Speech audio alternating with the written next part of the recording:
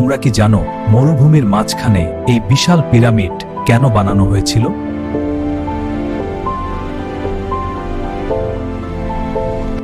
Pyramid শুধু একটা কবর না, এটা ছিল মৃত্যুর পর স্বর্গে যাওয়ার রাস্তা।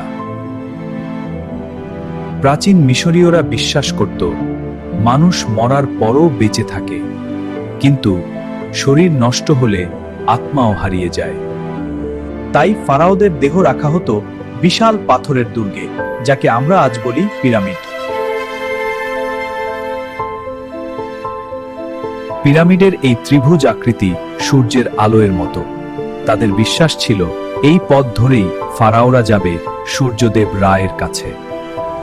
পিরামিড ছিল শুধু কবর না, এটা ছিল শক্তির ঘোষণা।